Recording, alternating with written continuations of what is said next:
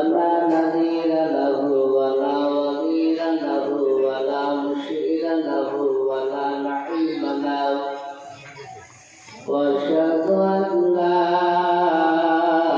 إله إلا الله وحده لا شريك له لا ند له ولا مثل له ولا مثل له وأشهد أن سيدنا وسندنا وحبيبنا وحبيب ربنا وحبيب ربنا وطبيبنا وطبيب قلوبنا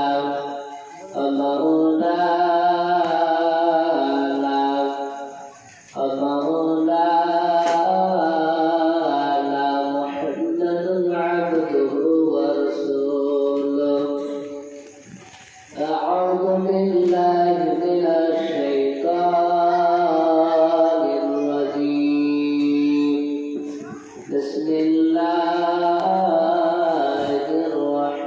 الرحمن الرحيم يا أيها الذين آمنوا قوا أنفسكم وأهلكم نارا وقودها الناس والحجارة إن الله مع الصابرين. عن عمر بن الخطاب رضي الله تعالى عنه قال قال رسول الله صلى الله تعالى عليه وسلم إن الله يرفع بهذا الكتاب أقواما ويدعو به آخرين لا يؤمن أحدكم حتى أكون أحب إليه من والده ووالده والناس أجمعين أو كما قال عليه الصلاة والتسليم إن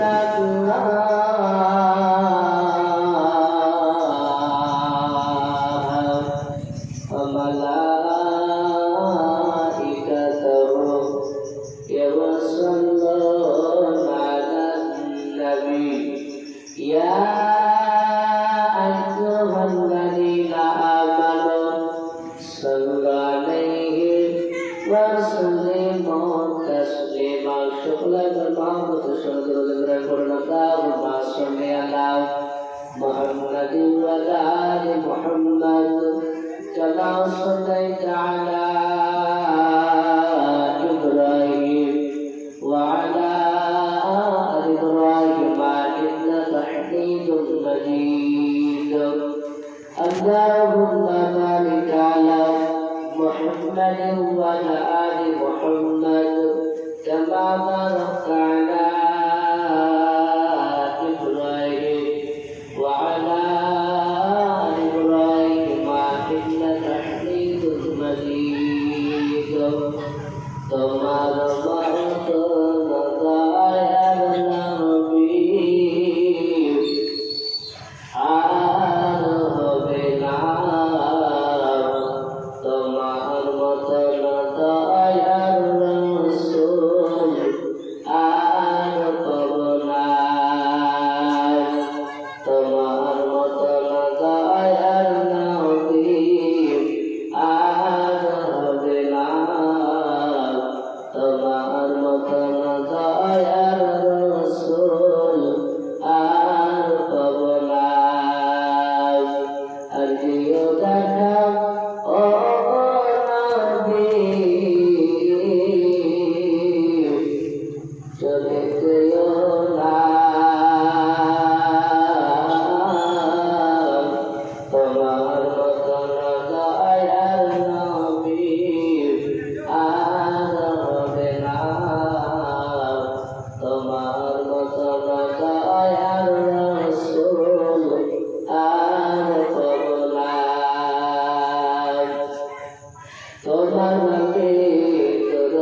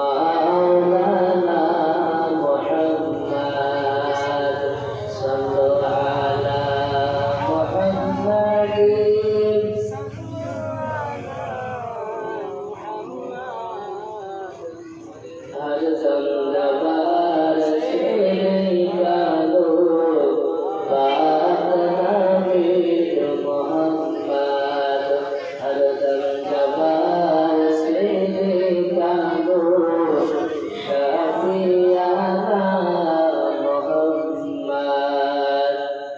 আলহামদুলিল্লাহ, সরকার আজকে যতক্ষণ ইমাম সাহেবগণ আমার সম্মুখে দিনদার পরিষ্কার মুস্তাকিম মাহমুদ ভাইরা আমার কণ্ঠে সহযোগিতা সকলকে আমার বন্ধুরা ভালোবাসার সালাম। সকলকে জানাই আসসালামু আলাইকুম ওয়া রাহমাতুল্লাহি ওয়া বারাকাতুহু। আলহামদুলিল্লাহ, সমস্ত প্রশংসা ঈশ্বরের আল্লাহ সকলা বদলা সেই মহান রব্বুল আলামিনের জন্য। আল্লাহ পাক আমাদেরকে বড় ভালোবেসে রহম করে একটা পবিত্র মজলিসে আমাদেরকে বসার তৌফিক দান করেছে। সেজন্য আল্লাহ দরবারে সকলের উচ্চ স্বরে শুকরিয়া আদায় করে বলুন আলহামদুলিল্লাহ। একটু প্রাণ উচ্চ করে আলহামদুলিল্লাহ। তারপরে পরে আপনার নবী আবার নবী নবীর সেবা করে পয়গম্বর আজম যেন আমাদের সৃষ্টি না করলে পৃথিবীতে সৃষ্টি করতেন না। সে নবীর উপর অবনত দরুদ শান্তি দ্বারা বর্ষিত হলো আল্লাহ পাবে। আপনাদের সম্মুখে আমি কোরআনের কারণ থেকে কয়েকটা আয়াত তেলাওয়াত করেছি। তারপরে বিশ্ব নবীর জবান থেকে মাত্র দুটো হাদিস আমি আপনাদের সম্মুখে পেশ করেছি। যথা সময় আমার বক্তব্য আমি আপনাদের সম্মুখে ইনশাআল্লাহ আলোচনা করব। আমরা এই যে সাইফুল ভাই তিনি টাইমের ব্যাপারে একটা টাইম বলেছেন, ইনশাআল্লাহ সেই টাইম অনুযায়ী ইনশাআল্লাহ আলোচনা হবে। আমার বলতে যে আপনাদের ইমাম সাহেব তিনি খুব মূল্যবান সুন্দর হাদিস কোরআনে তিনি কথা রেখেছেন। আল্লাহ রাব্বুল আলামিন তেনাকে আরো আগামীতে এর চাইতে আরো বেশি করে বলার তৌফিক দান করুন আল্লাহ আমিন। ভাই আপনাদের এখানে বন্ধুরা আপনাদের ইমাম সাহেব খুবই ভালো মানুষ। প্রথমে বুঝতে পারলাম আজ আমার লাইফে বহু জায়গায় জালসা যাচ্ছি, মিলাদও যাচ্ছি। আপনাদের এই জায়গায় এর আগে আপনার ছিল ঝামেলা, তার আগে আপনার ছিল আর আপনারা বলছে মিরপুর কল্যাণ করেছে। আলহামদুলিল্লাহ, আপনাদের দোয়ায় বিভিন্ন জায়গায় আজ মানুষের সম্মুখে হাদিস কোরআনের কথা ইনশাআল্লাহ বলছি। ইনশাআল্লাহ আপনাদের ফিরে আসে আমার বিশ্ব নবী জনাব মুহাম্মদ রাসূলুল্লাহ সাল্লাল্লাহু আলাইহি ওয়াসাল্লাম আল্লাহ রাব্বুল আলামিন পবিত্র কোরআনে তিনি জানিয়ে দিয়েছেন, ইয়া আইয়ুহাল্লাযীনা আমানু ওয়া আনফুসাকুম ওয়া আহলিকুম নারা ওয়া কুতুহা নাসরিকা। আল্লাহ বলেন, হে ঈমানদারগণ, তোমরা নিজের জাহান্নাম থেকে বাঁচো এবং তোমার আহারকে জাহান্নাম থেকে বাঁচাও। আচ্ছা বলে আমাদের ঘরে মুসলমান ঘরের ছেলেরা অনেকে দেখা যায় বাপ নামাজ পড়ে ছেলেকে পড়ে না, দেখা যায় ছেলেকে নামাজ পড়ছে বাপে পড়ে না, এরকম হয় না? এরকম প্রায় জায়গায় দেখতে পাওয়া যায়। কিন্তু বাপের পড়ে ছেলেদেরকে হুকুম করতে হবে, নামাজের জন্য মসজিদে বাড়ছে তাকে আহ্বান করতে হবে, ডাকতে হবে। কারণ আল্লাহ কোরআন থেকে বলছে, হে ঈমানদারগণ, তোমরা নিজে জাহান্নাম থেকে বাঁচো এবং তোমার আহারকে জাহান্নাম থেকে বাঁচাও। জাহান্নাম খুব ভয়ঙ্কর জায়গা, আমরা সকলেই জানি। জাহান্নামে যারা হবে তাদের ব্যাপারে আল্লাহ কোরআন থেকে বলেছেন, সূরা নূরের ভিতরে আল্লাহ জানিয়ে দিয়েছেন যে যারা জাহান্নামে হবে তাদেরকে আপনার সেই দিন খাবার দেওয়া হবে রক্ত আর পুরুষ। সেই দিনগুলিকে পান করো। সেই দিন মানুষ পান করতে চাইবে না, কিন্তু উপায় নেই, সেই সময় পান করতে হবে।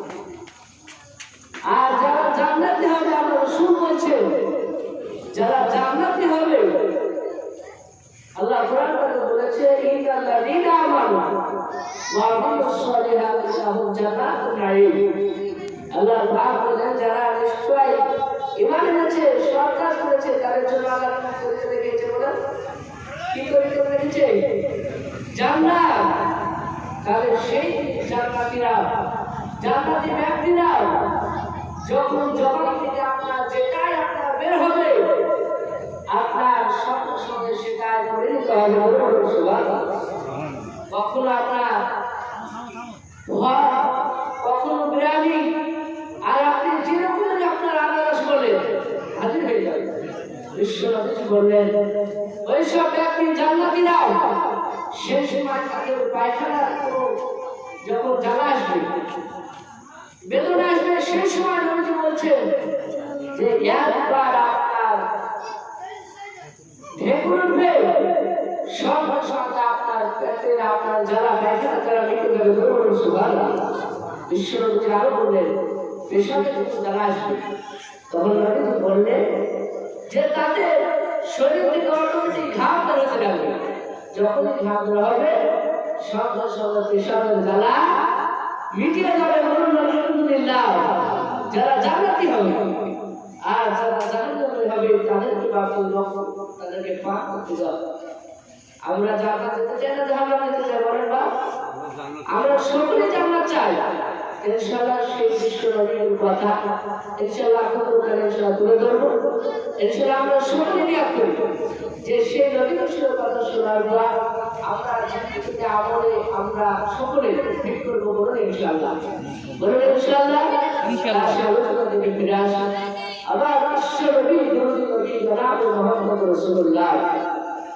সাল্লাল্লাহু তাআলা আলাইহি ওয়াসাল্লাম তিনি আমার আল্লাহ রাব্বুল আলামিন আদম আলাইহিস সালাম থেকে আপনার ঈসা নবী পর্যন্ত আমাদের নবী পর্যন্ত 1,24,000 মতান্তরে 2,24,000 নবী রাসূল আল্লাহ দুনিয়াতে পাঠিয়েছে এটা আমরা অনেক হয়তো শুনি আমাদের মধ্যে অনেকেই জানি তো 1,24,000 নবী রাসূল কিংবা মতান্তরে 2,24,000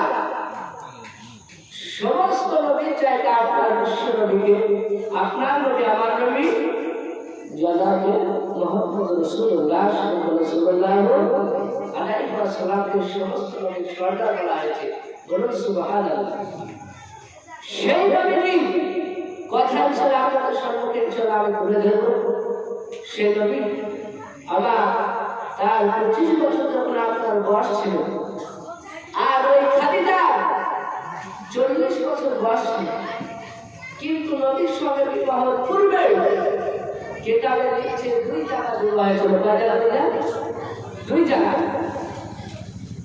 আমি যত জায়গা আমি কেতাব পড়েছি 2 জায়গা পেয়েছি কেউ বলেছি 3 জায়গা কিন্তু 2 জায়গা আমি পেয়েছি তার প্রথম তার স্বামী হযরত খাদিজা আপনার ইন্তিকাল করেছিল তার দুটো সন্তান ছিল সন্তান থাকার পর না ইন্তিকাল হয়ে গেছিল সকল বলে ইন্নালিল্লাহি খাদিজা ওই জায়গা থেকে তিনি আবার নিজের আব্বার কাছে গেলেন তার আব্বার নাম ছিল খুয়াইলিদ রাদিয়াল্লাহু তাআলা তার আব্বার কাছে বললেন আব্বা আপনার জামাই দিতে গেছে না খাদিজার আব্বা বললেন বাবা বললেন মা খাদিজা তুমি চিন্তা করো না আল্লাহ যেটাই লিখে রেখেছে সেটাই হবে আবার হযরত খুয়াইলিদ রাদিয়াল্লাহু তাআলা খাদিজার আরেকজন বাবা যুবকের সঙ্গে বিবাহ দিয়েছে বিবাহের কারণে একটা কন্যা সন্তান হয়েছে তারপরে দ্বিতীয় স্বামীও মারা যায় এই হলো খাদিজাতুল কুবরা বাচ্চার কারণ অনেক বড় বাকি ইতিহাস মেয়েদের কথা বলার সেটা তুলে ধরবো সেই নবীজি আপনার ওই খাদিজাতুল কুবরা তিনি দ্বিতীয় স্বামী ইন্তিকাল করার পরই তার আব্বার কাছে গেলেন বাইরে রাদিয়াল্লাহু কাছে যার পরে আবার কয়েকদিন সান্ত্বনা দেয় ডাক্তার বললেন আমার শুনে নাও মা খাদিজা তুমি চিন্তা করো না আল্লাহ তোমাদের যেটাই লিখেছে সেটাই হবে তারপরে আবার বিশ্বনবীর সঙ্গে বিবাহ হয়েছে নবীর সঙ্গে বিবাহ যখন হয় সেই সময় খাদিজার বয়স ছিল 40। কত বললাম? 40 বছর বয়স ছিল। আর নবীর 25 বছর বয়স ছিল। এবার 40 আর 25 বছর বয়সে নবীর সঙ্গে আপনার বিবাহ হয়ে গেল। বিবাহ হওয়ার পরে ওই দিন থেকে রাসূল আমার যখন আপনার কোরআন নাযিল হলো, নবুয়ত প্রাপ্ত হলো, হওয়ার পর মানুষের দাঁড়িয়ে দাওয়াত দিতে লাগলো। কিতাবে লিখেছে, হাদিসের কিতাব লেখা আছে, হযরত বিশ্বনবী আমার সর্বপ্রথম মক্কা নগরে আপনার কলেমার দাওয়াত আপনার ওই জায়গা দিতে লাগলেন। কিন্তু সেই সময় নবীর চাচা আবু তালিব বেঁচে ছিল। বেঁচে থাকা অবস্থায় বেঈমান কাফেররা তারা বিশ্বনবীকে আঙ্গুল তুলে বাঁধতে কথা বলতে পারে না। আবু তালিবের যখনই ইন্তিকাল করলো, সঙ্গে সঙ্গে বেঈমান আবু জেহেল, উতবা, সাইবা বেঈমানেরা প্রকাশ্য বলল, হাজা মুহাম্মদ, এই নবী, এখন আপনাকে কলেমার দাওয়াত দিতে নিষেধ করছেন, দিবেন না? আল্লাহ নবী বলেন, না, আমাকে আল্লাহ নবী রাসূল করে পাঠিয়েছেন। প্রতিদিন নবী রাসূল এই দিনের দাওয়াত করে গিয়েছে, মানুষকে নামাজের জন্য আহ্বান করেছে, ডেকেছে। তাই আমরা সকলে সে নবীর উম্মত। আমরা ইনশাআল্লাহ আগামীকাল থেকে দেব দাওয়াত, বলুন ইনশাআল্লাহ, বলুন ইনশাআল্লাহ। সেই নবী মুহাম্মদ রাসূলুল্লাহ সাল্লাল্লাহু আলাইহি ওয়াসাল্লাম নবী আমার মক্কা নগরে 100% মানুষের মধ্যে 10% মানুষ তারা নবীকে স্বীকার করেছে, 90% মানুষ তারা নবীকে তারা মানে না। নবী আমার জায়গা থেকে মক্কা নগরে ওই বেঈমানেরা 90% মানুষ তারা বিশ্বনবী থেকে বাতিল নাই, অন্যায় ভাবে আপনার গালাগালি শুরু করে দিয়েছে। এমনকি ঠাট্টা তামাশা করলো।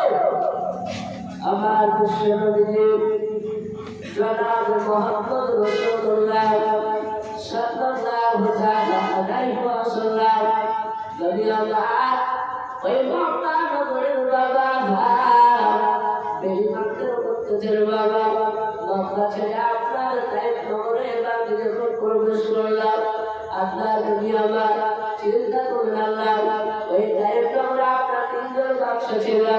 সেই বাদশা দরবারে আল্লাহ রাসূল আবার সেই জায়গায় হাজির হয়ে গেল। আল্লাহ নবী আমার চিন্তা করলেন, আল্লাহ, হয়তো ওই বাদশার সম্মুখে আমার কথাগুলো আমি প্রকাশ করব, প্রকাশ করার পর হয়তো তারা আমার কলেমা পড়ার পর তারা ইসলাম গ্রহণ করে নেবে। যদি গ্রহণ করে নেয়, তাহলে বেঈমান মক্কা নগরের বেঈমান কাফেরদের হাত থেকে আমি নাজাত পেয়ে যাব। আল্লাহ নবী আসলে বাদ যখন আপনার নিজের বাদশার কাছে যখন বললাম, প্রথম নাম্বার বাদশাকে বললেন, বাদশাহ, আমাকে আপনি আল্লাহর নবী বলে আমি গেলেন। প্রথম নাম্বার বাদশাহ ডাকতে বলল, আল্লাহর নবী, আপনাকে নবী রাসূল করে আল্লাহ পাঠিয়েছে বললেন। দ্বিতীয় নাম্বার বাদশাহ আল্লাহর রাসূল ডাকতে বলল, বাদশাহ, আমাকে আপনাকে রাসূল বলে মেনে নেন। তৃতীয় নাম্বার বাদশাহ ডাকতে বললেন, আল্লাহর নবীজি, শুনে রাখ, আল্লাহ দুনিয়াতে এত কোটি মানুষের মধ্যে কাউকে আল্লাহ নবী রাসূল করে বানাতে পারলো না, আপনাকে কি নবী রাসূল করে আল্লাহ পাঠিয়েছে? বলে হ্যাঁ। আল্লাহ নবী থেকে দ্বিতীয় নাম্বার বাদশাহ কিন্তু নবীকে মানলো না। প্রথম নাম্বার বাদশাহ কিন্তু মানে না। 3 নম্বর বাদশার কাছে আল্লাহ রাসূল আমার ডাকতে বললেন, ও বাদশাহ, আমাকে নবী আপনি মেনে নেন। 3 নম্বর বাদশাহ ডাকতে বললাম, এই নবী, আপনার কথা আমাকে শুনতে ভালো লাগে না। এই কথা বলার পর তারা 3 জন বাদশাহ ডাকতে বলল, আল্লাহর নবীজি, আপনি এখন এই তায়েফের নিকট থেকে আপনি গ্রাম থেকে বের হয়ে যান, তাহলে আমরা মারতে মারতে শেষ করে দেব।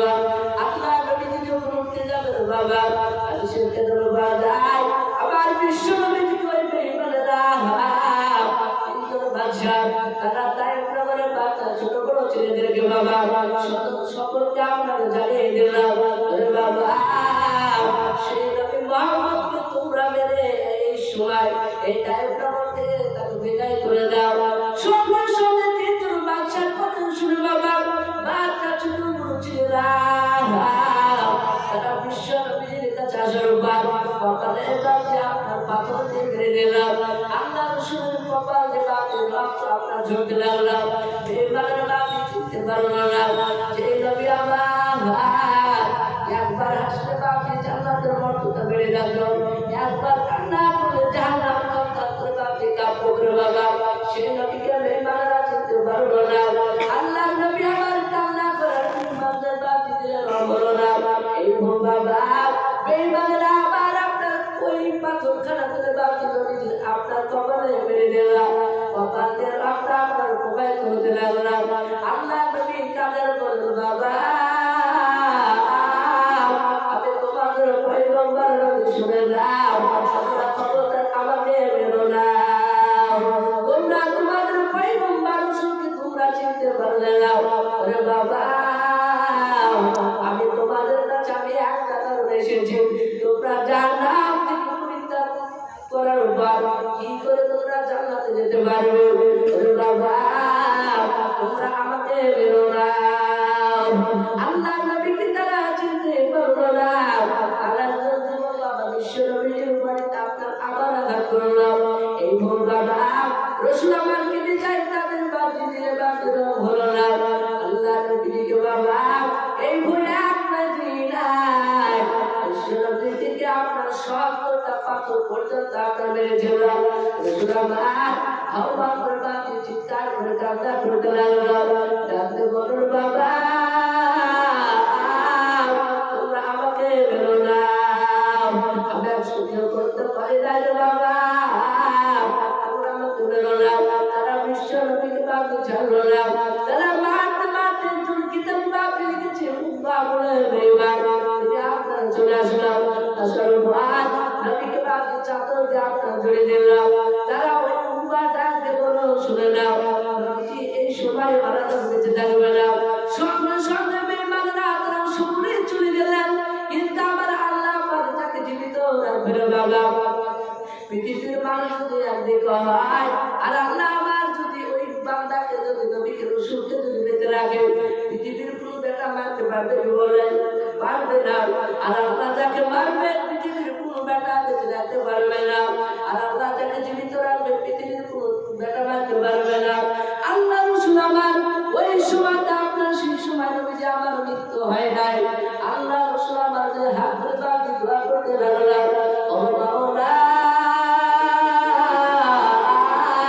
তুমি তো কোরআন বলেছো তুমি আসছেন জিবলা তুমি কোরআন বলেছো তোমরা যদি আমাকে ডাকো আমি তোমাদের ডাকে সাড়া দেব ও মাওলা এই বেঈমান কাফেররা যে আমার উপরে জুলুম অত্যাচার করতেছে মাওলা তুমি আমাকে ইবাদত করো সঙ্গে সঙ্গে বাবা আল্লাহ নবীর দোয়া আমার আল্লাহ পাক কবুল করেছেন বলুন সুবহানাল্লাহ বিশ্ব নবীর দোয়াকে আপনার কবুল করে নিলাম আল্লাহ নবীজি সেই সময় আল্লাহ পাক জিবরিল আলাইহিস সালামকে বললেন ও আমার জিবরিল শুনে দাও আবার পয়গম্বর নবীকে তাইফের যুবকেরা এবং ওই মক্কা নয় ওই জায়গায় শুনে দাও মক্কার যুবকেরা তারা এক এক করে তারা মেরেছে ও আমার শুনে দাও আমি বিশ্ব নবীর দুই চোখের পানিটা আমি সহ্য করতে পারি না রে শুনে দাও নবীর কাছে তুমি যাও যাও পর নবীর যেটা উপদেশ দিবে শুনে নাও সেই কথা অনুযায়ী তুমি কাজ করবে হযরত জিবরিল আলাইহিস সালাম আল্লাহর হুকুমে বাবা বিশ্ব নবীর কাছে আপনার হাজির হয়ে গেল নবীকে বাবা সালাম জানালেন আসসালামু আলাইকা ইয়া রাসূলুল্লাহ ইয়া হাবিবাল্লাহ হযরত জিবরিল আলাইহিস সালাম বিশ্ব নবীর বাবা চেহারা দিকে বাবা তাকারবা হাওয়া বাবা আল্লাহ করতে লাগলো হযরত জিবরিল কাদার বলে ওমর নবীজি ওই বেঈমানরাই বাপ করেছে নবী গো আপনি একবার হুকুম করে দেন আমি জিবরিল সহ্য করতে পারি না আপনি একবার হুকুম করে দেন পৃথিবীতে যত পাহাড় রয়েছে নবী গো সমস্ত পাহাড়গুলো এক জায়গায় আমি ওই বেঈমান মক্কা এলো তাইফের যুবকদেরকে আমি পাহাড়ে চাপিয়ে আমি মেরে দেব আল্লাহ রাসূল বললেন ও বাবা জিবরিল শুনে নাও তারা হয়তো আমাকে চিনতে পারেনি আগামী কাল হয়তো তার ছেলেমেয়েরা আমার এই কলেমা হয়তো তারা পড়ে নেবে, তারা মেনে নেবে। অবশ্যই শুনলাম খবরদার তুমি মানতে যেও না। সঙ্গে সঙ্গে আল্লাহ নবীজির কথাটা জিবরিল শুনবে না বলে? অবশ্যই শুনবে। ভালো ভালো বিশ্ব নবীজি ডাক্তার করে নবী জিবরিল শুনবে না, খবরদার তুমি মানতে যাবে না। সেই নবী মুহাম্মদ রাসূলুল্লাহ সাল্লাল্লাহু তাআলা আলাইহি ওয়াসাল্লাম ওই জায়গা থেকে বাবা আবার তিনি খাদিজার বাড়িতে আপনার প্রবেশ করলেন। খাদিজার বাড়িতে আসার পরে আবার এই বই এক নাই দুই নাই নবী আমার আপনার সেই সময় কিতাবে লিখছেন আপনার 3 দিন পর্যন্ত বিশ্ব নবীজিকে খুঁজে পায়নি। সাহাবারা আজ আপনি বলুন, আপনাদের যদি ইমাম সাহেব একদিন না থাকে তাহলে আপনাদের কি প্রশ্ন হবে না যে আমাদের মৌলভী সাহেব কই? প্রশ্ন হবে না? অবশ্যই হবে। সাহাবারা বলে যে নবীকে 3 দিন পর্যন্ত খুঁজে পায়নি। কবে বললেন? সালাসুন মানে আপনাকে 3 বলা হয়। 3 দিন পর্যন্ত নবীকে আমরা খুঁজে পাই না।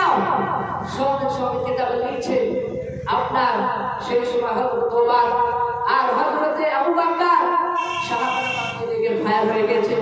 ওমর বলছে মুনাফিক আপনার কাফের বেঈমানদেরকে মুনাফিকদেরকে বলছে বল আমার বিশ্ব নবীকে তোরা কোথায় লুকিয়ে রেখেছিস?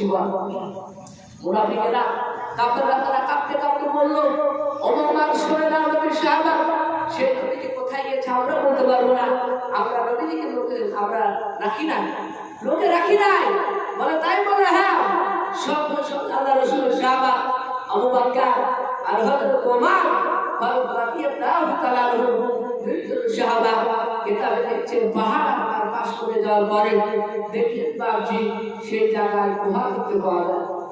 ওহার আগে পাহাড় পাশ করে দুইজন রাখালা ব্যক্তি দেখল।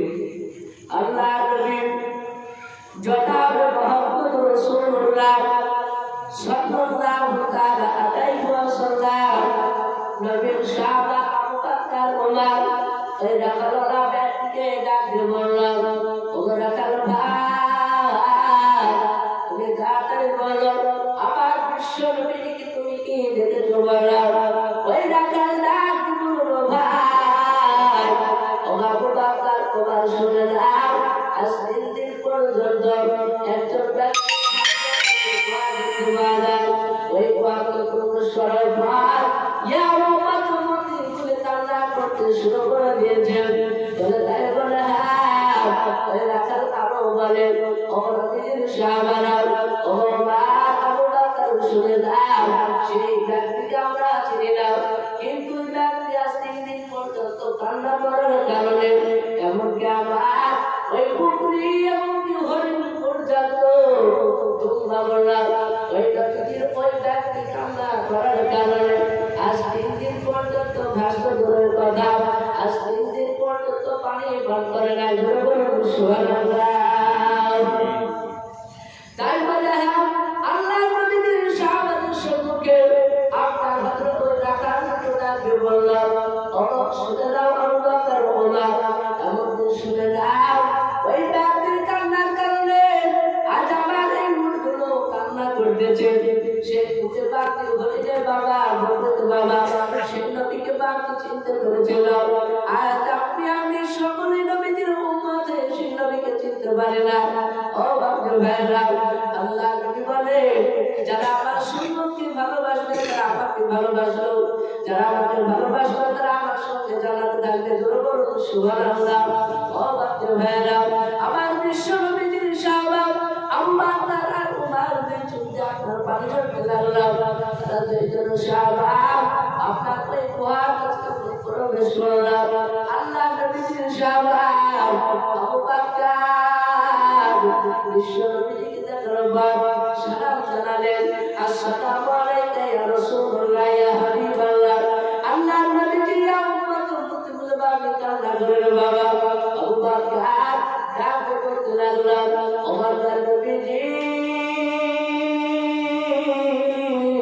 শুনে দেন আপনি যে উম্মতের জন্য কান্না করেন এবং আপনার সাহাবারা শত শত সাহাবারা আপনার জন্য 3 দিন পর্যন্ত পানি পর্যন্ত খায় না। ওমর নবীজি শুনে দেন আপনি উম্মতের জন্য যখন কান্না করেন নবী শুনে দেন আমি আবু বকর আপনার প্রথম কলেমা পড়ার পর আর সেই দিন থেকে আজ পর্যন্ত যত আমি নেকি অর্জন করলাম সমস্ত নেকিগুলো আপনার উম্মতে মুহাম্মদকে দিয়ে দেব। আমার নবীজি আপনি কান্না করবেন না। আল্লাহ নবীজি সাহাবা আবু বকর ডাকতে বলে নবী গো আপনি সিজদা থেকে মাথা তুলুন। বিশ্ব নবীজি সিজদা থেকে মাথা তুলে না। আবু বকর আর ওমর ডাক দিলেন আবু বকর আমি মনে হয় মাথা তুলবে রাসূলুল্লাহ সিজদা থেকে হযরত ওমর সাহেব রাদিয়াল্লাহু তাআলা আনহু আল্লাহর রাসূলকে ডাক দিয়ে বললেন ওমর নবীজি শুনে রাখ আপনাকে আমি চিনতে পেরেছিলাম না। ওই সময়